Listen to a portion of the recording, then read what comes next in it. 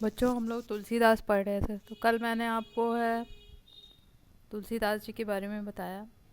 तो आज उनकी है कवित्त और सवैया हम लोग पढ़ेंगे, ठीक है। तो उन्होंने है, जैसा मैंने बताया, उन्होंने वार्णिक तथा मात्रिक छंदों का प्रयोग किया है और उनकी भाषा अवधी है। तो पहले कवित्त में उन्होंने ये बताया कि संसार के सभी लोग अपनी जीविका के लिए परेशान हैं। सबके कार्य करने का उद्देश्य क्या है? अपने पेट भरना है, अपनी जीविका चलाना है, और इसके लिए वे हर प्रकार का कार्य करने को तैयार हैं। यहाँ तक कि क्या है, वे अपनी पेट की भूख शांत करने के लिए अपनी बेटे बेटी तक को भी बेच देते हैं। तो ये संसार के चलने का, संसार के सभी क्रियाकलापों का मुख्य केंद्र क्या है? पेट की आग है। तो केवल श्री राम की ही कृपा क्या है? इस पेट रूपी आग को बुझा सकती है, ठीक है। तो मैं एक एक शब्द का अर्थ आपको बताते हुए चलती हूँ, ठीक है। किस भी किसान कुल बनिक भिखारी भाट, चाकर चपल नट चोर चार चेट की, पेट को पढ़त गुन गढ़त चढ़त गिरे, अटत गहन गन अहन आखेट की, ऊंचे नीचे करम धर्म अधर्म करी, पेट ही को पचत बेचत बेटा बेट की, तुलसी बुझाई एक राम घनश्याम ही ते, आग बढ़वागते बड़ी है आग पेट की, ठीक है। तो मैंने पहले ही बताया कि उन्होंने अपने काव्य में अलंकारों का बहुत सुंदर प्रयोग किया है। तो इसमें, इस कवित्त में 31 वर्ण होते हैं, ठीक है, और प्रत्येक पंक्ति में 31 वर्ण होते हैं। और उन्होंने है इसमें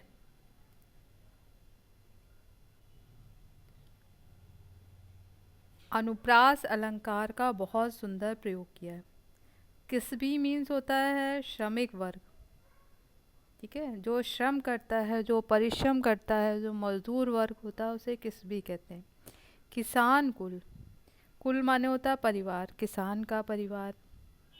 बनिक यानी बनिया, ठीक है, बनिक मतलब बनिया। भिखारी जो भिक्षा मांगता है। भाट अर्थात चारण, ठीक है। चारण, आपको लगेगा कि ये शब्द नया है, चारण का अर्थ क्या है, ठीक है। तो पहले राजाओं के दरबार में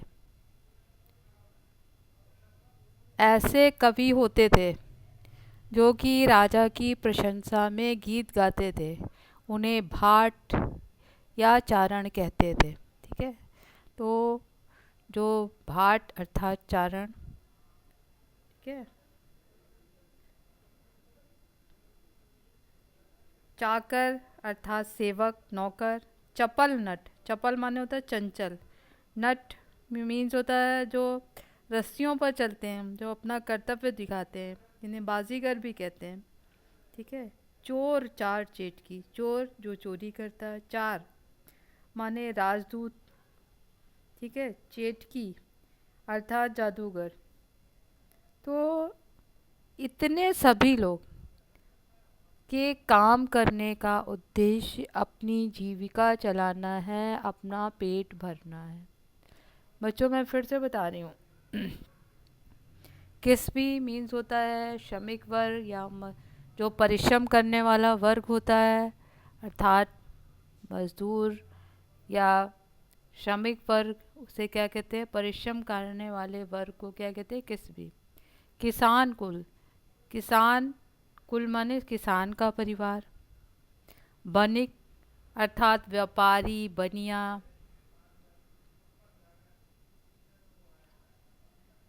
भिखारी जो भिक्षा मांगने वाला। भाट चारण, जो राजा के दरबार में रह कर के राजा की प्रशंसा के गीत गाते हैं। चाकर, सेवक या नौकर। चपल नट, चंचल नट, नट जो रस्सियों पर चलते हैं। चोर, चोरी करने वाला। चार, राजदूत। चेटकी अर्थात बाजीगर। ये सभी क्या है? अपना पेट भरने के लिए, अपनी जीविका चलाने के लिए ही कार्य करते हैं। पेट को पढ़त गुण गढ़त, चढ़त गिरी। पेट को पढ़त गुण, विद्यार्थी पेट को पढ़त, पेट की आग को शांत करने के लिए, ठीक है, या पेट की भूख को शांत करने के लिए या जीविका चलाने के लिए ही विद्या अध्ययन करते हैं। पेट को पढ़त अर्थात विद्यार्थी क्या है कि पढ़ाई का उद्देश्य उनकी जीविका चलाना अर्थात पेट भरना है। गुण गढ़त, गुण माने लोग विभिन्न प्रकार के गुणों को, गढ़त माने प्राप्त करते हैं। विभिन्न जैसे है, उदाहरण के लिए बहुत लोग हैं शिल्प कला में निपुण हैं, बहुत लोग क्या हैं हस्तकला में निपुण हैं, बहुत से लोग क्या है कृषि कर्म में निपुण हैं, ठीक है। तो जो भी कार्य करते हैं, गुण गढ़त, सिलाई, कढ़ाई, बुनाई, मशीनरी का काम, कोई बहुत सी कलाएं हैं। तो गुण गढ़त कि लोग बहुत प्रकार के जो गुणों को प्राप्त करते हैं, उन सब का उद्देश्य भी जीविका चलाना है, अपना पेट भरना है।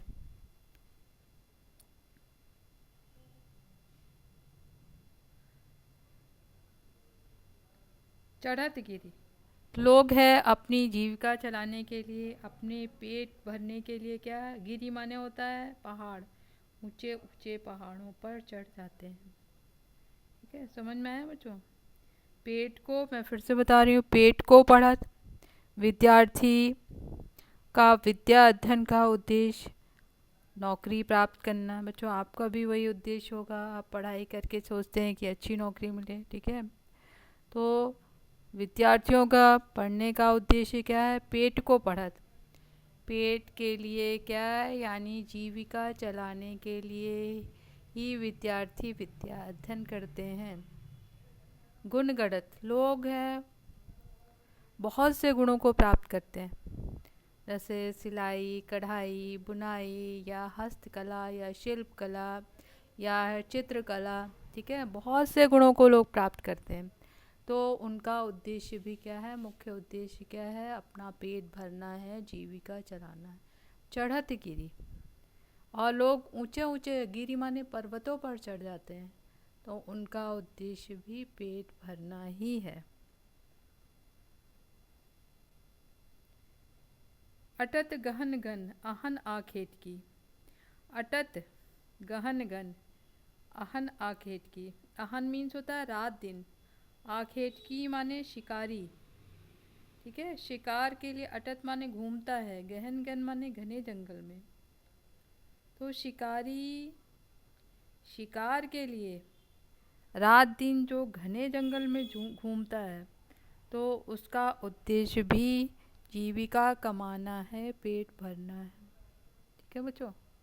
गहन गन घने जंगल में, ठीक है। अहन माने रात दिन, आखेट की यानी शिकारी जो घने जंगल में रात दिन, अटत माने घूमता है शिकार के लिए, तो अपनी जान की परवाह नहीं करता, रात दिन घने जंगल में शिकार के लिए घूमता है, तो उसका उद्देश्य भी अपनी जीविका चलाना अर्थात पेट भरना है। समझ में आया बच्चों? ऊंचे नीचे कर्म धर्म अधर्म करे, तो लोग क्या है ऊंचे नीचे कर्म करे, पेट भरने के लिए ऊंचे यानी बहुत उच्च कर्म करते हैं, बहुत अच्छे कर्म करते हैं, ठीक है। यानी है लोगों को है, दूसरों को है प्रदान करते हैं, या कुछ ऐसे धार्मिक है कामों को करते हैं, परंतु उन सबका उद्देश्य क्या होता है, पेट भरना ही है। धर्म अधर्म करे, तो लोग हैं और नीचे कर्म यानी निम्न स्तर पर भी गिर जाते हैं लोग। ठीक है, दूसरे का धन छीन लेना, दूसरे के से साथ छल करना, ठीक है, इसका क्या निम्न कर्म है। तो ऊंचे नीचे कर्म करी यानी बहुत अच्छे काम भी करते हैं लोग, परंतु उनका करने का उद्देश्य क्या होता है, अपना जीविका चलाना, अपना पेट भरना है। लोग हैं वो नीचे कर्म करी बहुत निम्न स्तर पर भी गिर जाते हैं, तो उनका उद्देश्य भी क्या है, जीविका चलाना ही है। धर्म अधर्म कर, लोग धर्म का भी काम करते हैं और अधर्म का भी काम करते हैं। धर्म का काम यानी है मंदिर में पुजारी हैं या मस्जिद में हैं, मौलाना है, ये सब क्या धर्म का काम करते हैं। ठीक है, परंतु उनका वास्तविक उद्देश्य क्या होता है, अपना वहाँ से धन प्राप्त होता है, अपना पेट भरना है। ऊंचे नीचे कर्म कर, धर्म अधर्म कर, और लोग आधार्मिक काम भी करते हैं। ठीक है, अधर्म का काम भी लोग करते हैं। तो अब ये अधर्म के काम आप सभी जानते हैं कौन से अधर्म के काम हैं। तो परंतु उन सबों का उद्देश्य क्या होता है, पेट भरना है। लोग दूसरों की हत्या तक कर देते हैं, ये सब क्या अधर्म के काम है। तो ये सब क्या है, इन सबों का उद्देश्य भी क्या है, पेट भरना ही है। डकैती डालते हैं, ठीक है, पेट ही को पचत बेचत बेटा बेट की। ठीक है, तो बच्चों पेट ही को पचत, पचत माने पचाने के लिए, तो पेट की भूख को पचाने के लिए, पेट की आग को बुझाने के लिए, पेट की भूख को पचाने के लिए, जैसे आप खाना खाते हैं तो क्या खाना पचता है, तो उसी तरह से पेट की भूख को पचाने के लिए पेट बेचत बेटा बेट की, कि लोग अपने बेटा बेटी तक को बेच देते। यानी इतनी मार्मिक स्थिति उत्पन्न हो जाती है, इतनी दयनीय स्थिति उत्पन्न हो जाती है कि लोग हैं अपनी पेट की भूख को शांत करने के लिए, अपने जीवन चलाने के लिए अपने बेटा बेटी तक को बेच देते। तो अक्सर प्रश्न पूछा जाता है कि मार्मिक स्थिति क्या है।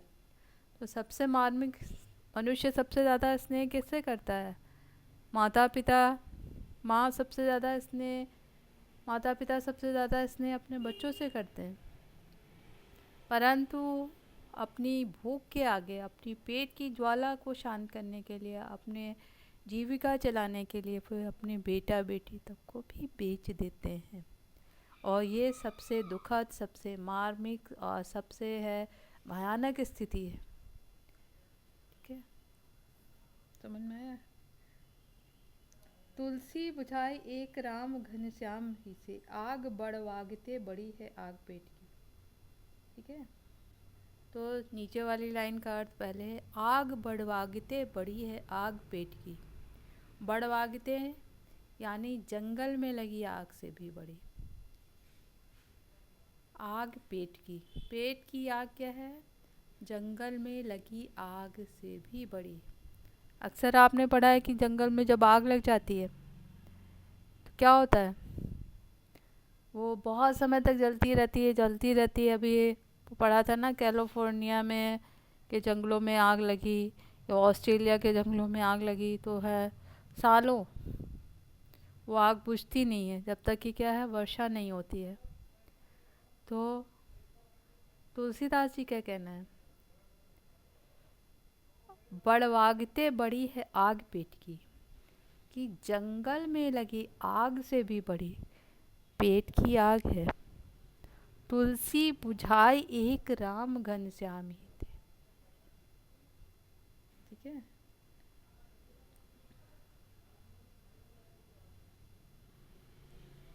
तो तुलसीदास जी कहते हैं कि जिस तरह से जंगल में लगी आग को केवल वर्षा बुझा सकती है, पानी की वर्षा ही जंगल में लगी आग को बुझा सकती है, उसी तरह से तुलसीदास जी कहते हैं कि तुलसी बुझाई राम घनश्याम, घन मतलब होता है बादल रूपी, श्याम वर्ण श्री राम की कृपा रूपी वर्षा ही इस पेट की आग को बुझा सकती है। जैसे जंगल में लगी हुई आग को वर्षा का पानी ही बुझा सकता है, उसी तरह से बादल रूपी श्री राम की कृपा,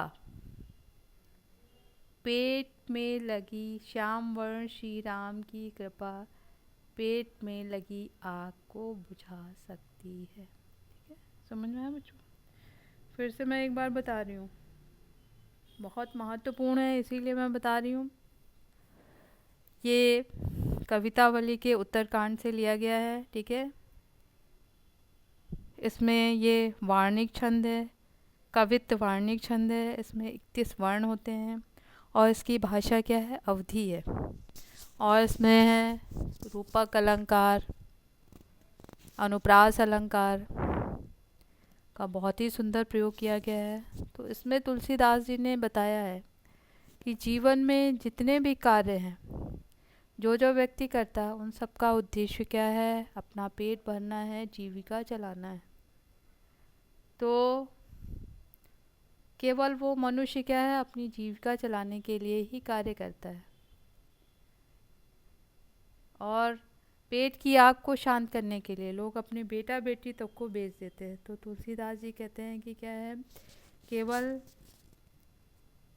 जो ये आग है, पेट की आग, वो जंगल में लगी आग से भी बड़ी है।